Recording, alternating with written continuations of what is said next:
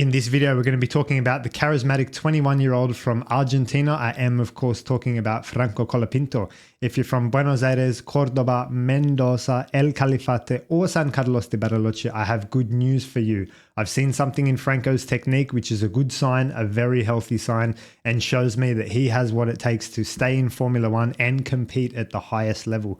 If you're interested in what this technique is and what my thoughts are about Franco, definitely keep watching.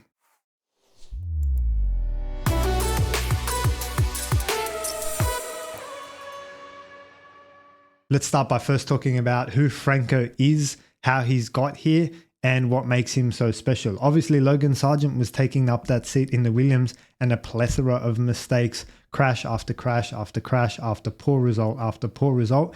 It's actually a surprise that James didn't make this call earlier. Why did they put up with these drivers for so long and then stick someone like Franco in and go, oh, well, that was a surprise. Like in Formula One, sometimes we give them too much credit. They're a little bit clumsier than we think. And I would say Checo is the next person that absolutely is well overdue and needs to go. And if you were to put a Carlos Sainz or a Franco Colapinto in that car, you may be in a better position for the Constructors' World Championship. So that's the first thing. So anyway, I digress. Let's talk about Franco Colapinto. And charismatic and charisma is a word that comes to mind when you see him and when you listen to him. He's got a cheeky personality, an infectious personality. He's always smiling. If you're having a bad day, he brightens up your day and makes life worth living again. Let's put it that way. If anyone could get away with swearing like Max Verstappen was in the press conference, I think Franco can definitely get away with this. Actually, in some interviews already in Spanish, I've heard him using a few slang swear words from Argentina. But he can definitely get away with that because he's Franco. He's got that sparkle in his eye. He's got that shine. He's got that spring in his step. He's very likable, very marketable. And I haven't even begun to speak about some of the technical aspects of his driving and what makes him such a super quick, super fast racing driver. I spent some time in Argentina this year, just getting to know the culture a little bit and visiting South America for the second time. We spent some time in Buenos Aires. We did some painting of mate ceramics. Actually, I have one here in front of me, which I can share with you. So this is my hand-painted mate ceramic. They said I could paint it anything that I wanted to. And obviously, I painted it in the colors of the Argentina flag. I put the sun on the back and it's dated, as you can see, the MIE 15th to the 5th, 2024. So MIE being miércoles, Wednesday. Comes with the mate straw in stainless steel. We went to El Califate as well. I'm going to bring up a few pictures as we go through, which I thoroughly enjoyed. We hiked the glaciers and the mountains there. This is me and my girlfriend, Erica. And then I went to Bariloche as well, where we had some more activities planned, like hiking and kayaking. And I picked up this nice ceramic cup. I actually love the colors of Argentina. The blue you can see behind me. Actually, if I just go that way, the blue that's on my helmet. I might as well quickly show you that while we're here, but I do like the colors as well. So I've got that connection, I guess, with Argentina as well. I am Italian as well as Australian. I do speak a little bit of Spanish as well. Let me grab this helmet and have a look. This is my racing helmet. It's the first time I've shown it on the channel. It's got the flags of Italy and the Southern Cross Australian stars, but I love the blue theme, the blue color, the water. My favorite track is, of course, Monaco. So there is a picture of Monaco that's been painted on the back of the helmet, as you can see there.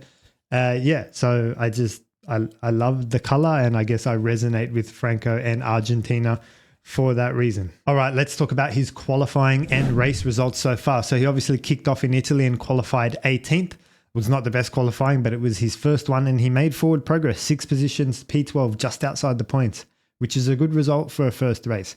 In Azerbaijan, unfortunately, due to experience, we saw him crash in practice, but it didn't really upset his weekend, which is very interesting. Normally, that would set you back. We saw Charles Leclerc crash in practice as well, and then he didn't get the experience on the hard tyre that he needed. Bang, Oscar slips through and wins that race, even though Charles took pole position.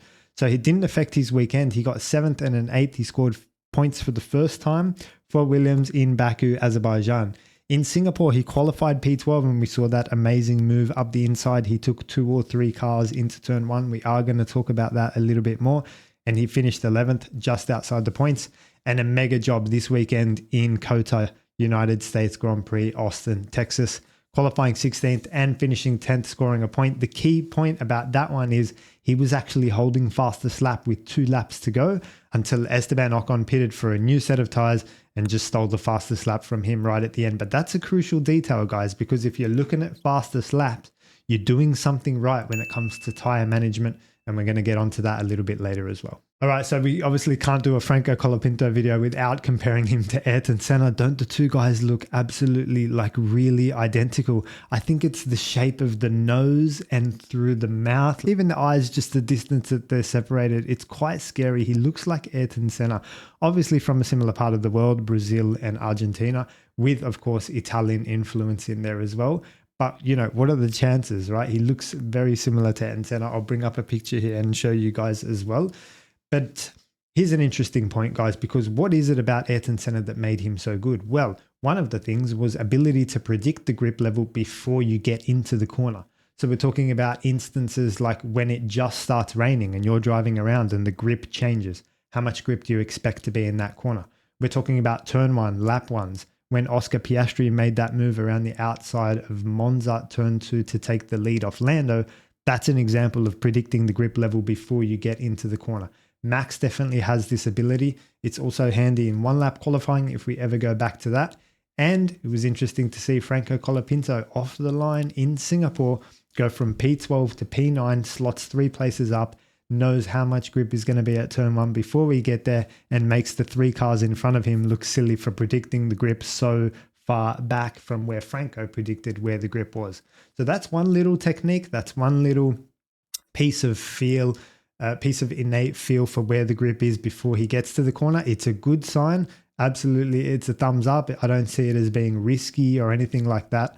Obviously, it was bold, but it was calculated. And Franco knew that he could just slip up the inside. This is someone who's done the hard work, who's watched the history, watched the historical starts into turn 1, pattern recognition, has worked out what's likely to happen and what's not likely to happen, and has had the confidence to dive up the inside and steal 3 spots, knowing that there would be space and grip over there as well. So this is not anything to be like scared of. This is a good sign for Franco. It's one of the good techniques that I've seen and wanted to share with you as well. So let's talk about the weekend past Austin, Texas. Like we said, he was holding fastest lap until 2 laps to go. So you would only get into that position with number 1, good strategy, and number 2, good tire management. So the good strategy was that he started on the hards and finished on the mediums. That meant that he had a medium to finish the race, which is what the opposite of all the other top guys like the Leclercs and the Verstappens and the Norrises. They all went from medium to hard. Totally fine to run your race like that, but you would be looking at a fastest lap opportunity if you could keep that medium alive and have the grip at the end of the race when the fuel comes down to be able to go for that fastest lap. So he nearly got it, by the way, guys. So let's take a look at one of the areas where I think he was finding this lap time and looking after his tyres. I'm going to bring up a comparison now between Lando Norris's pole lap in qualifying and Franco Colapinto's SQ3 lap in qualifying as well. Check out the difference in their lines into turn 8.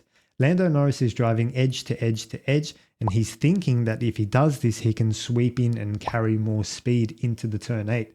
It doesn't really work that way because the cars don't have enough front grip for you to be able to get into the turn 8 exactly the way Lando wanted to do. If you recall, he couldn't get past Max Verstappen. Why? Because the hairpin and the back straight is 2 corners later, and with Lando taking this wide line through turn 8, he's actually putting more steering lock on in the car, and it's scrubbing the front left tire. In addition, you've got the aero wash coming from Max Verstappen as well, so he's really struggling to get into that corner with the wide line. Franco, on the other hand, and this is really top level stuff, guys, he's taking a really nice tight line into turn 8, minimal steering. Have a look at the steering angle comparison between the two drivers. This means that he can get into turn 8 earlier. He can save all of the extra meters, all of the extra turn-in point, all of the dust on the left. He saves that. And by turning less into the corner, he puts less load and asks less capacity from the front tires. Over a race distance, if he's driving this line, he will be looking after his front tires better, and he will be in a position to either undercut, overcut, or go for fastest laps. And it gives you more strategic options as the race unfolds by being able to look after your tires. It's also a good line to run in dirty air, like we spoke about briefly with Lando and Max. If you can offset your line and be comfortable driving that line, then you're not going to feel the effects of dirty air as well, which is another plus and another pro when Franco will be competing for position and he's behind and he needs to attack. We also saw some really good defense against Kevin Magnussen and good attack against Fernando Alonso as well. So racecraft, attack and defense seems to be there as well. The way he defended against Kevin was great. He pulled to the inside, he controlled the corner, he covered the apex, and the way he attacked on Fernando was also very bold and very aggressive. And these are two feisty racing drivers in Kevin Magnussen and double world champion Fernando Alonso as well. So we've got the start in Singapore, attack and defense, and the beautiful tight line competing for fastest lap through turn 8. Guys, everything I see looks very, very good and very promising if you're a Franco Colapinto fan, which indeed we all are. So where to from here? Where can we find him a seat? How can he stay on the grid in Formula One?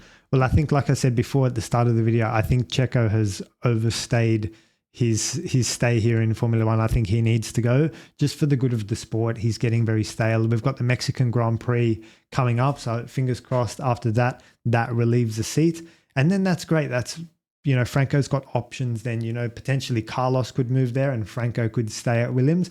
That would be a dream come true for Franco and Williams, I believe. And also a good result for Red Bull as well. You're trading Checo for Carlos Sainz. That seems like the most logical thing. And Liam Lawson can stay and have a year in the AlphaTauri. I think that makes the most sense to me. But again, let's see what happens. Should he go to Audi? I think it'd be better if he could stay at Williams if possible. Why not? Everyone likes him there. He's getting points. He's looking at fastest laps. He's beating his teammate Alex Albon.